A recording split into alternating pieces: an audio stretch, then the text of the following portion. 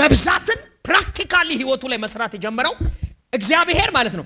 ለካ እግዚአብሔር አንድ ሰጥቶት አንዱን አምጣልኝ አለው። አንድ ሰጥቶት ስጠኛለሁ። ከዛ እግዚአብሔር ልክ አንድ እኮ ነው ያለኝ አላለው። ሜላሆሳባ ይዞት ወደ ሞሪም ተራራ ወጣ። እግዚአብሔር አየው። በርግጥ እንደምትወደኝ በርግጥ እንደምትፈራኝ አወቀ ካለ በኋላ እንዴ በራሴ ማልኩ። እግዚአብሔር በራሱ ብሎ ከባረከው ዘቦታል።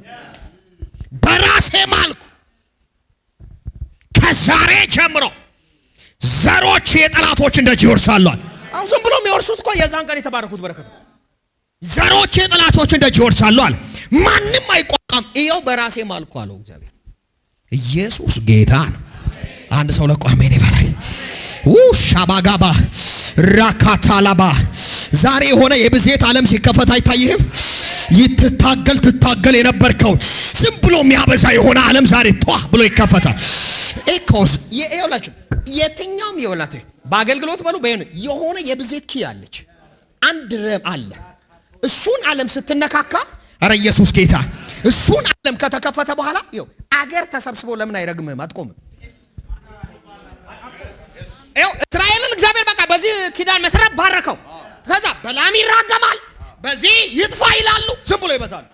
አረ እነዚህ ሰዎች እንዴት ላስቆማቸው? አይቆሙም፣ ዝም ብሎ ይበዛሉ። ለምን? እግዚአብሔር አንድ ጊዜ ባርኮታልና። ኤሎ ሻባሃስ ሻካራባስ ምክንያቱም እግዚአብሔር እርሱ ጆሆባ ኢየሱስ ጌታ ጃራ ነው። እስቲ በሉ እግዚአብሔር ጆሆባ ጃራ ነው በሉ። እግዚአብሔር ጆሆባ ጃራ አቅራቢ ነው፣ ሰጪ ነው፣ ለጋሽ ነው። ኢየሱስ ጌታ ወዳጆቼ መስጠት ለእግዚአብሔር መንግስት ለእግዚአብሔር አጀንዳ ክሬዚ ሰጪ ስትሆኑ ከጆሆባ ጃራ ጋር ትገናኛላችሁ። ጆሆባ ጃራ ዛሬ አንድ ሰው ያገኘዋል። ሰጪው አቅራቢው አዘጋጁን ዓለም አሜን በመትረፍረፍ የሚያኖረውን ዓለም ትገናኘዋል። በገዢነት የሚያኖር የምንም ይው አገልጋይ ሁን አታገልግል አትበቃ አታድግም። ግን ማገልገል ዝም ብለህ 40 ዓመት ለምን አጾምም? አታድግም። ነገር ግን ያየህ የገባህን ዕውቀት እስቲ ለሰው ስጥ ትበዛል።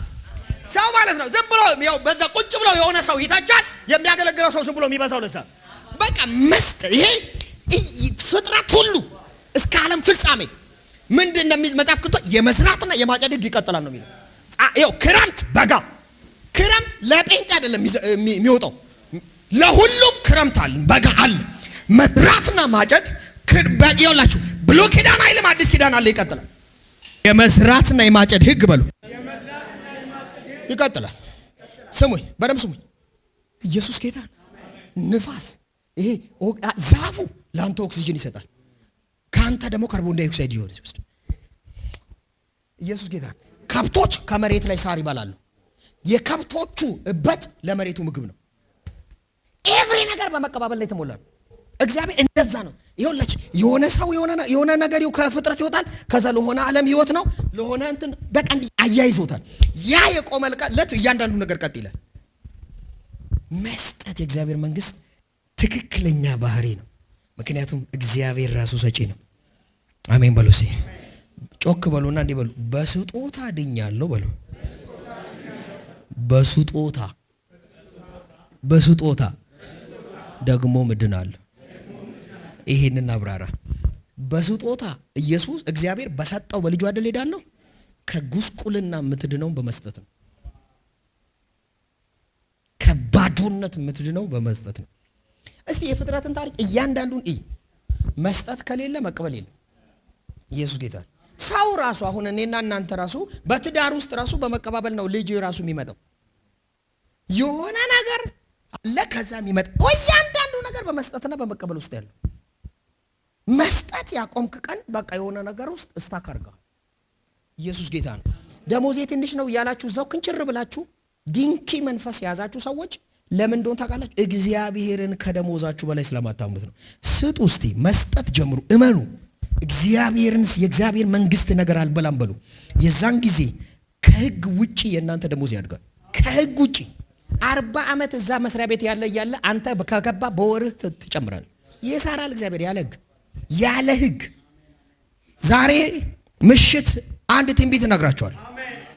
አሁንም ይሆን ከዚህ ምሽት ጀምሮ ኦፕሬት የሚያደርግ በጌታ በኢየሱስ ስም እግዚአብሔር የብዜትን ሰማይ ይከፍትላችኋል። ዝም ብላችሁ እንድትበዙ የሚያደርግ የሆነ ቁልፍ ዛሬ ይሰጣችኋል። መጽሐፍ ቅዱስ እንደዚህ አይደል የሚለው? ፊቱን ወደ አንተ ይመልሳል፣ ከዛ እንድትበዛና እንድታፈሩ አደርጋችኋል። ፊቴን ወደ እናንተ ዛሬ እንድታፈሩ የሚያደርግ ፊት ወደ እናንተ ይበራል። ላይት ይሰጣችኋል እግዚአብሔር፣ ብርሃን ይሰጣችኋል እግዚአብሔር።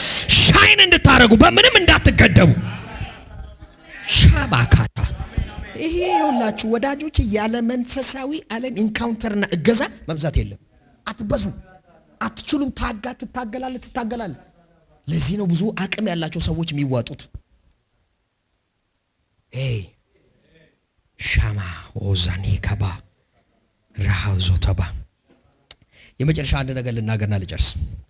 ለምሳሌ ብዙ ሰዎች ሊበዙ ይችላሉ በተለያየ መንገድ። በነገራችን ላይ ለጌታ ለእግዚአብሔር መንግስት ምንም ሊያሉ በቃሮት ሲብሉ ሊበዙ ይችላል። በጣም ግን የሚገርም ነገር ልንገራችሁ። መቶ የሆነ ሲዝ ላይ ወይ ንብረታቸውን መንግስት ይቀመዋል፣ ወይ አመፀኛው ይበለዋል።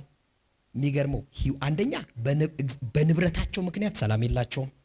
በንብረታቸው ምክንያት በነገራችን ላይ የተረጋጋ ህይወት የላቸውም። በሽተኞች ናቸው። ተውሱን ልጆቻቸው ሀብት አለ። ልጆቻቸው ግማሹ የሆነ ነገሩ አይሰራም፣ ግማሹ የሆነ ህይወቱ አይሰራም፣ ግማሹ የሆነ ነገሩ ፓራላይዝ ነው፣ ግማሹ ደግሞ አመፀኛ ነው፣ ተወልዶ ድራጊስት ነው። ፕሮቴክትድ አይደለም ህይወታቸው። አይታችኋል? የተጠበቀ አይደለም። ልጆቻቸው የተጋለጠ ነው። ለምን? እግዚአብሔር ጥበቃ ውስጥ የእግዚአብሔር ዓለም ውስጥ ወስዶ ያስቀምጡት። የእነሱ እጅ ነው ያለው። ምን ሁሉ ነገር እነሱ እጅ ነው። ዋስትናው እነሱ እጅ ነው። ስለዚህ ይመታል። ወስዳችሁ እግዚአብሔር እጅ ላይ ያስቀምጡት።